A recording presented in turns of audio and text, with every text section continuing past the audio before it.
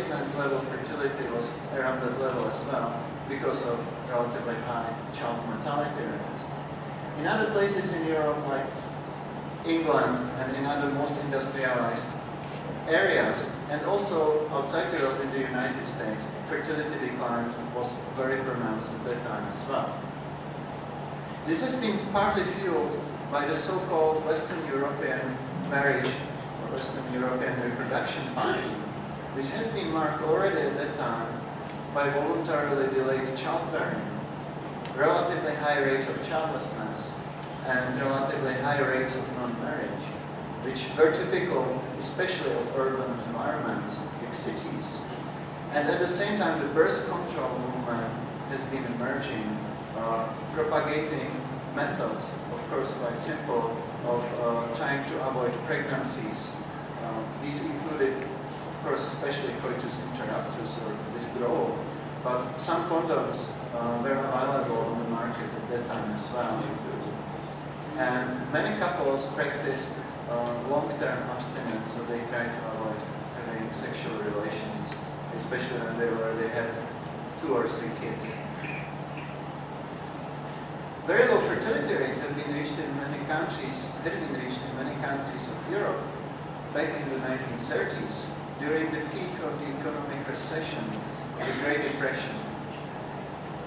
In some countries, fertility rates dropped for the first time in this period below 2 children per woman, at least the period TFRs, and these countries included, for instance, England and Wales, France, Sweden, Norway, Germany, and Switzerland. In Austria, for instance, in 1937, the period TFR, the period total fertility rate, was down to 1.54, and the most extreme case is the city of Vienna, where it declined to 0.6 at the time. So this is really a remarkable extent of fertility limitation well before the spread of modern contraception. Then, perhaps surprisingly, quite some fertility recovery started in the late 1930s, and it continued in most places throughout the Second World War. This was the period in the 30s when new demographic measures and analyses have been emerging, and this is, for instance, also the time when the period total fertility rate has been used for the first time in the official yearbooks and publications, for instance, in the League of Nations yearbooks.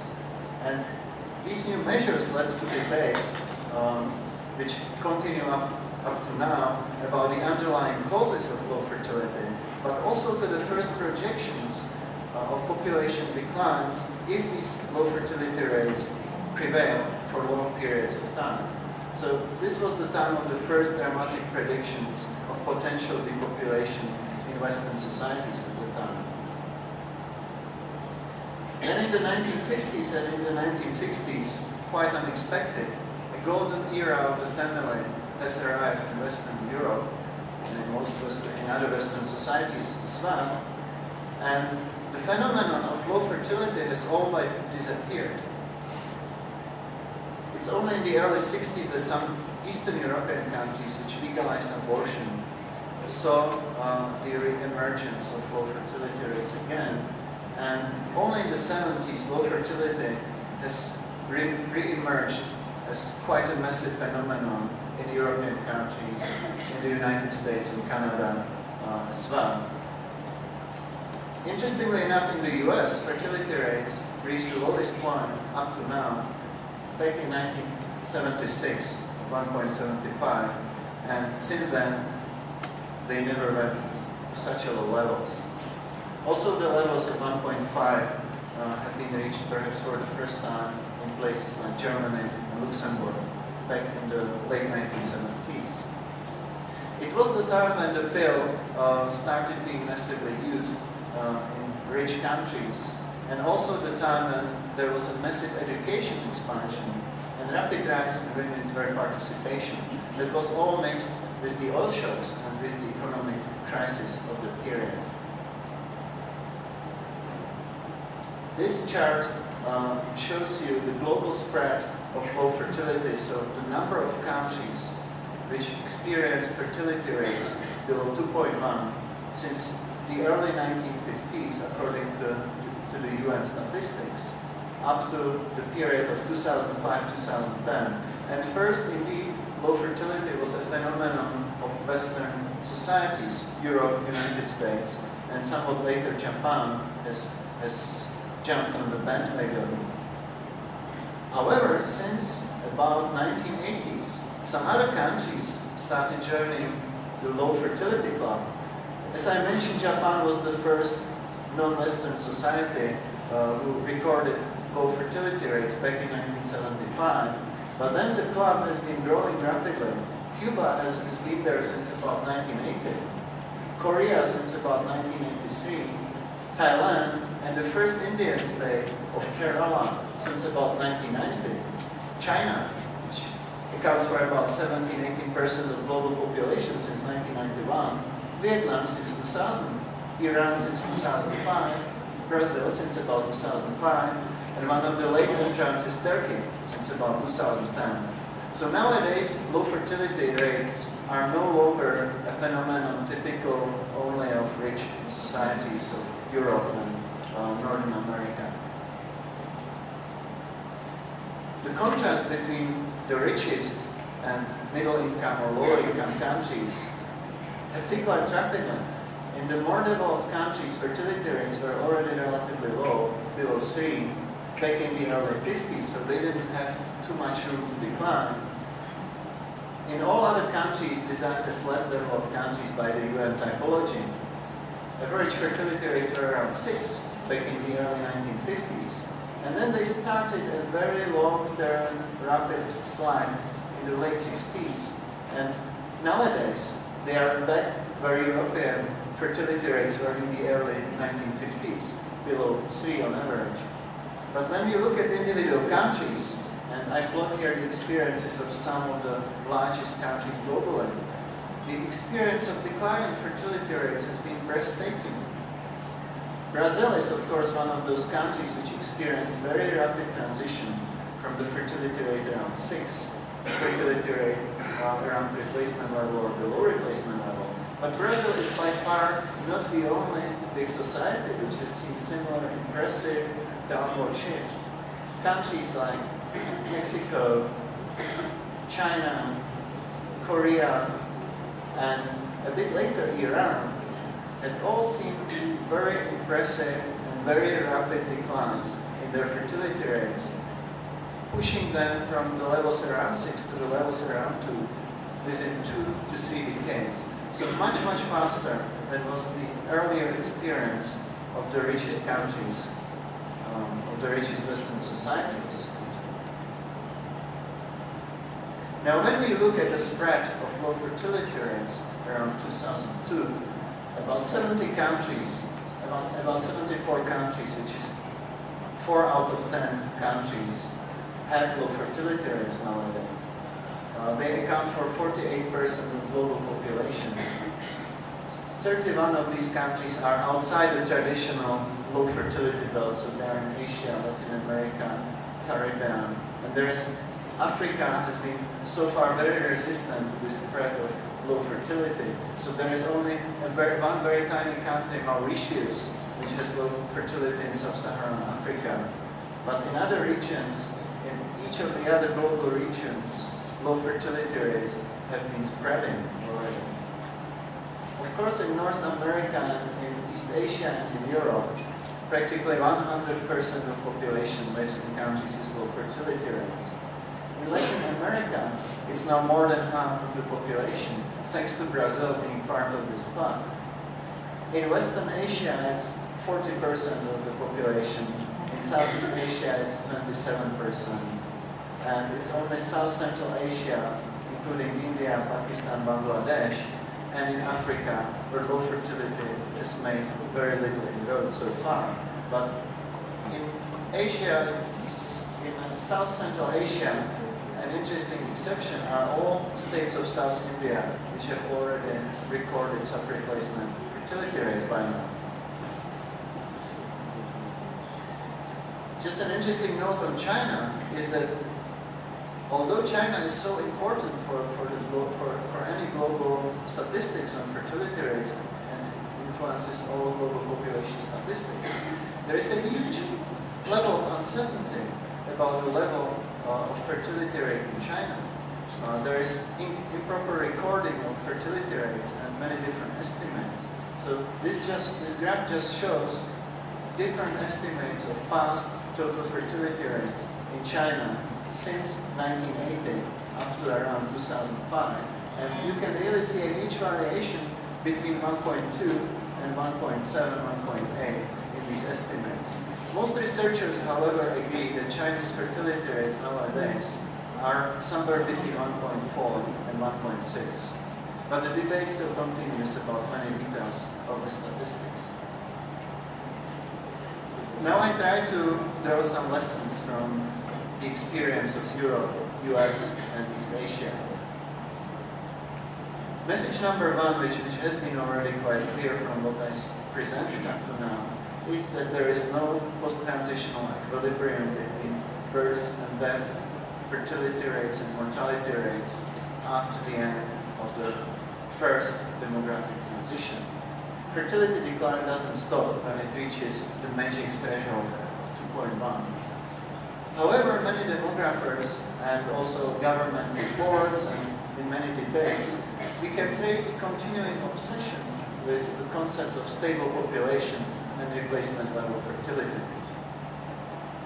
Message number two, again related to that, is that fertility often falls much deeper than expected. That was the case in European countries back in the 1930s. That was the case of European countries in the 1990s, especially after the dissolution of the Soviet Union and the regime changes in the post-communist countries, when the so-called lowest low fertility rates, so the total fertility rate below the level of 1.3, emerged as a very common phenomenon in many countries. And around the year 2002, there were as many as 15 countries in Europe with such low fertility rates, and they represented about 1/2 of Europe's population. So this increase in the number of countries with extreme low fertility rates from the early 1990s to about 2002 really looks quite dramatic and was quite unexpected earlier. Most projections until recently continued projecting that in the future fertility rates will increase close to replacement levels. And also, until recently, most of the debates were ignoring the potential effects of migration and substituting for some of the so-called missing births due to low fertility rates. There have been a number of theories and arguments appearing since the 1980s which tried to explain or accommodate low fertility rates. And I just mentioned some of them without really discussing them. We can return to them back in the discussion time. The low fertility trap by Wolfgang Lutz and his colleagues. The theories and arguments focusing on gender inequality or gender revolution, which is still incomplete at this time, which were proposed by Peter MacDonald or Esping Anderson. There have been many arguments about economic uncertainty and economic globalization in driving low fertility rates. And from a different perspective, developmental idealism suggested by Thornton, arguing that people in middle income and poorer countries aspire to live the lifestyles of people in rich countries, and that's why they limit their family size to such an extent. Another message is that fertility rates can reverse, especially the period fertility rates. The baby boom of the 50s and 60s was quite unexpected by Europe, and very, very few, if any, demographers and population researchers predicted anything like that will happen. Jan van Bavel, who studied fertility declines in the 30s, concluded that intermore demographers were convinced that fertility rates at that time, in the 30s, were naturally heading towards levels insufficient for replacement of generations. And they didn't expect that there would be such a reversal later on, this baby boom of the 60s. A similar experience, although on a lower scale, has been already mentioned by Elsa Berkel in her introduction today of the session, that there has been a concerted increase in period fertility rates almost all over Europe, somewhere between the early 2000s or late 1990s and 2008. So this increase stopped in most countries just before the onset or after the onset of the recent economic recession. And these increases were by far not marginal. In some countries they were in order of 0.2 to 0.6 in the absolute TFR levels. And in a number of countries, fertility rates bounced back close to this magic replacement level threshold, to the levels between 1.9 and 2.1, for instance in France, Norway, Sweden, United Kingdom, also United States or New Zealand. So it seemed as if replacement level fertility is back in game, although by far not in all countries which experience low fertility rates. And this reversal is again shown in this graph. I showed you the first half of that, of the increasing number of countries experiencing extreme low fertility rates up to 2002.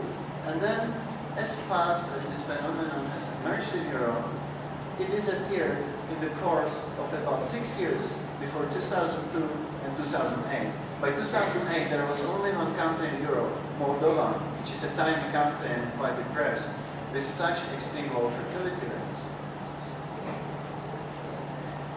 Another interesting example of very rapid increase in fertility rates is that of East Germany, where fertility rates plummeted after Germany's reunification due to all institutional changes and also economic recession in East Germany, down to levels around 0.8, 0.77. And then East German fertility rates recovered above those in West Germany, up to the level of 1.45. So that's quite a remarkable reversal, and fertility rates practically almost doubled in the course of 15 years or so. Which brings me to another message. Post-transitional fertility is quite diverse. In Europe nowadays, countries range, with respect to their period TFRs, from about 1.2 in Latvia to about replacement level in Ireland, 2.1. And also the completed cohort fertility rates, although they are not as different between countries, as differentiated, they vary between different regions, from less than 1.5 in Italy, Germany, and Spain to 2.3 in a tiny Iceland. And there is a clear regional division in Europe between a higher fertility belt in the west and north versus lower fertility areas in most of the rest of Europe. Outside Europe, the differences in low fertility are equally striking. Taiwan records fertility rates around 1.45, Korea 1.2, as contrasted with 1.9 in the US, and that's already after some post-recession declines, and 2.1 in New Zealand. These very different fertility rates imply very different long-term rates of population declines, assuming that mortality rates remain stable and there is no migration. So a fertility rate of 2 implies annual population decline of just 0.1% in the long term. Nothing to worry about. Fertility rate of 1 implies a population decline by 2.4% annually if mortality is stable and there is no migration. So this is really a dramatic difference which these different fertility rates in low fertility countries imply. Message number 5 is that period fertility rates up to the end of the first transition often fluctuate for several reasons. There is the shift towards postponing childbearing, which is depressing fertility rates, as already mentioned by Elsa, and in many countries a recuperation, as it happened in Europe in the early 2000s. There are business cycles which affect fertility rates in most places, with periods of recession having negative impact on fertility rates. There are all sorts of policy reactions, usually only short time, but still, to government efforts to enact prenatalist policies or to enact family-friendly policies. And there are also trend reversals, which are often difficult to explain. In contrast, covert fertility rates may often be quite stable